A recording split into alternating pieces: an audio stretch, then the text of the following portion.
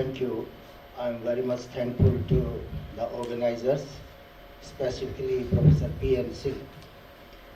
And I have been allotted a topic, significance of ancient education system in modern scenario. We all know about the modern scenario.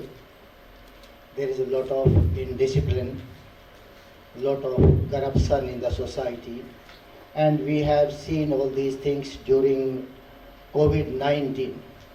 I was surprised to see that everybody was looting everyone else.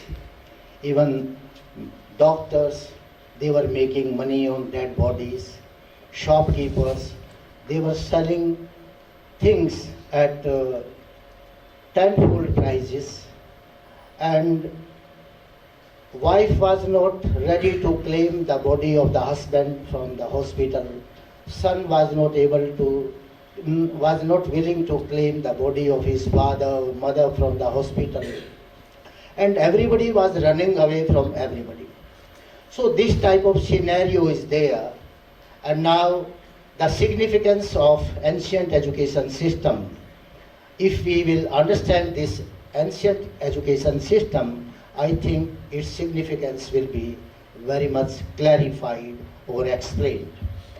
In ancient India, whatever happened in this country or whatever was developed by the seers of this land, it was with the motive of the objective of human life. None of the civilization, you go around the world, none of the civilizations could define the motive of the human life, objective of the human life. In the West, objective of the human life was sensual pleasure, just to give more and more comfort to the body. But in this land, here in India, we just define very precisely the objective of the human life, and that is known as Purushartha, Dharma, Artha, Kama, and Moksha. This is the objective of the human life as per the Vedic seers of this land. And whatever studies or whatever research or whatever education was imparted in this country, it was only based upon this, centered around this objective of the human life, Dharma, Artha, Kama, and Moksha. And the Vaisheshik Darshan, it also tells us the objective. Vaisheshik Darshan defines these four things into two terms. That is, Yato Abhyudayaha Nishreya Siddhi Sadharmaha. Means, dharma is that which can be useful in social upliftment and social progress and the spiritual progress or attaining divinity or divinehood. So the entire objective of the human life, if we can divide into two terms, that is Abhyudaya. Abhyudaya means social progress or this Laukik progress in the mundane life and spiritual progress.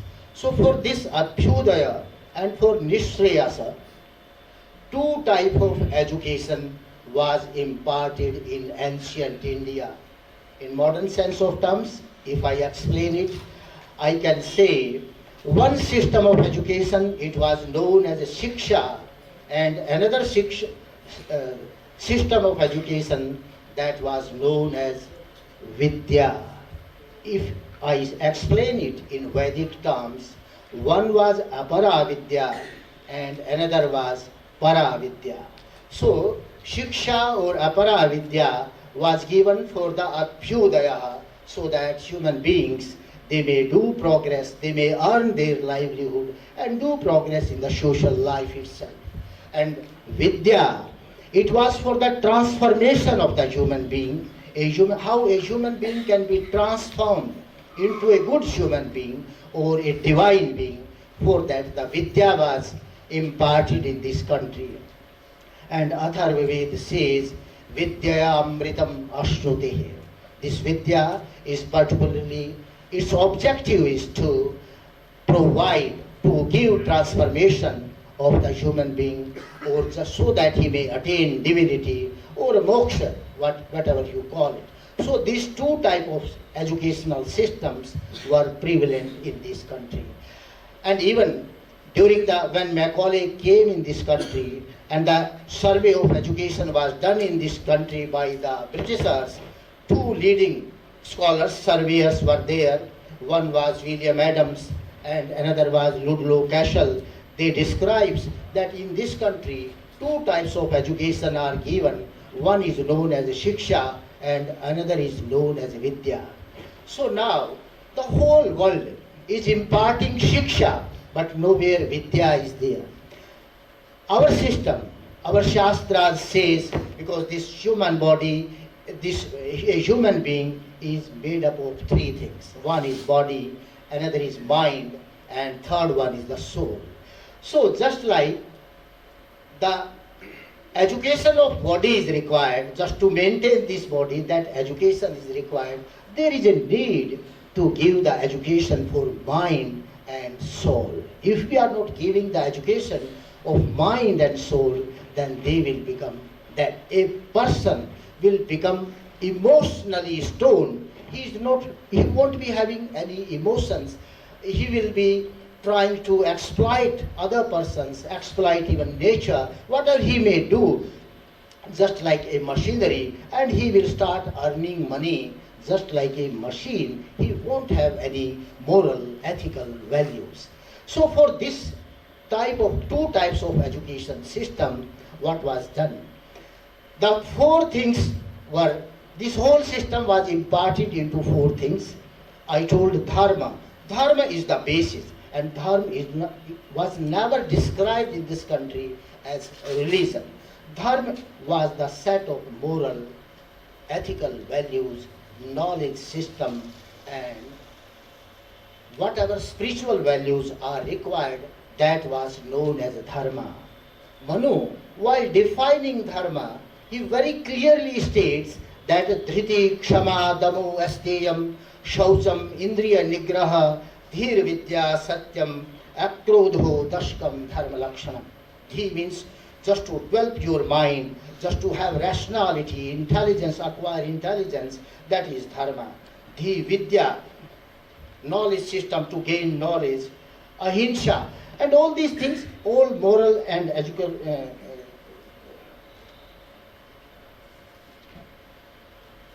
values are these. And similarly, this dharma, in another terms, it has been defined by Patanjali in his Yoga Darshan, and he terms two words. He states two words for that. One is known as yama and another is known as niyama. What is yama? The social discipline. The discipline in the society, because a human being is not only an individual being, he is a social being. He lives in society. He will have to interact with other persons in the society. So the education was given of yamas. What are those yamas described by Patanjali? He says ahimsa, satya, aparigraha, asteya, and brahmacharya. These are yamas. If a person is living in the society, interacting with other persons, then he will have to observe ahimsa, non-violence. Non-violence through mind, speech and action. Then he will be very truthful in his actions, satya.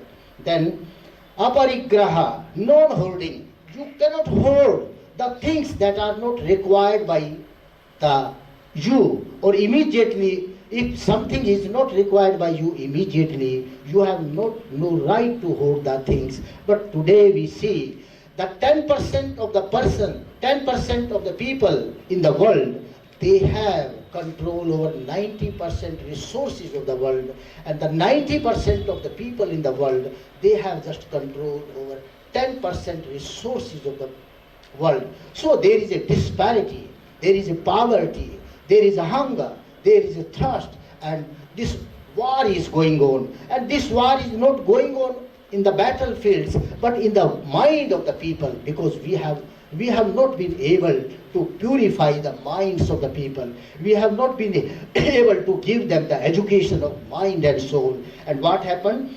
And next he says, ahimsa, satya, asteya, aparigraha, and brahmacharya. These are the yamas, these are the social discipline. And similarly, the self-discipline is also required for a human being, and that is known as niyama. What is that self-discipline? Patanjali says, Shaucha, Santosha, Tapa, Ishvara, Pranidhanani, Niyama. Shauch, contentment. Be happy with what you have. Shauch means purity of mind, soul and body.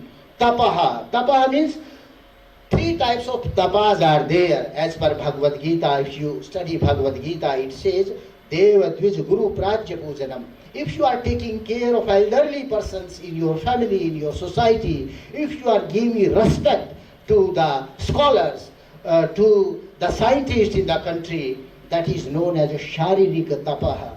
Then Manasik Tapa is also there, having good thought process, having positive attitude, that is Mansik Tapaha.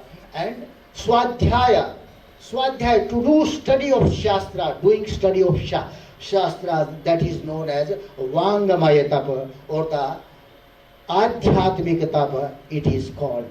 And in Manu, at one place, he very beautifully described how the education is given. He says, Adhir Gatrani Shuddhantihi, Manaha Satyena Shuddhati, Vidya Tapobhyam Bhutatma. If you want to purify, if you want to give education to your body or purify your body, then you will have to take right food and you will have to do bath in waters. But if you want to purify your mind, then what you shall have to do? Manaha satyena shuddhyati. You must have positive thoughts, and you should observe truthfulness. Truthfulness, you should be true to yourself as true to the society, true to your family, everything. Dishonesty has no place for that. And he further says, Vidya tapubhyam bhutatma. This vidya, this knowledge, whatever I call the spiritual knowledge, and tapaha, observing yoga and all these things, through these bhutatmaha, the soul of the human being is purified. In Ishavasya Upanishad, there is a mantra. Ishavasya Upanishad is the 40th chapter of Yajurveda, and it says, Asuryanam te loka andhena tamasa vritaha tanste pretya bhigatsanti yeke cha atmano janaha. He says, such species are there, which are known as Asuri species. And to those species are attained by those human beings who are committing Atmahatya. So that generally the persons or the scholar think that here the word Atmahatya means committing suicide. But Ishavasya Upanishad never talks about the suicide of the body. It is talking about the soul, how the suicide of the soul takes place. If you are not imparting that spiritual education to your soul or the mind, then you are committing suicide. And if you are not giving this education to the soul, then a human being, he becomes asura. Asura means, and in his next life, he is attaining the species of asura lokas, means all animal beings, birds, trees. These are known as Asuryanam te lokaha. Asuri lok means where there is no light of knowledge, where there is no light of spirituality. So this type of system was developed in our Gurukuls. Our education, ancient education system started from Gurukulas. So they were the basic educational establishments. Then whoever passed this Gurukula system, and if they wanted to go to the higher educational system, there were the ashramas. And in those ashramas, the Acharya, he used to live with the Shishya.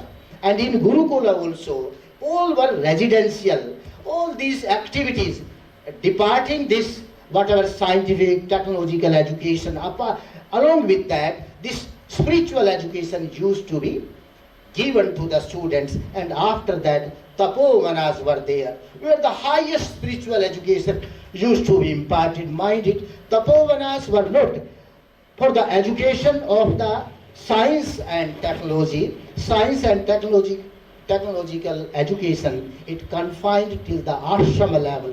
and Tapovan was for the spiritual upliftment. And this is how the system, because once if we want to modify this system also, and if we want to introduce that ancient system, we shall have to make all educational institutions residential ones.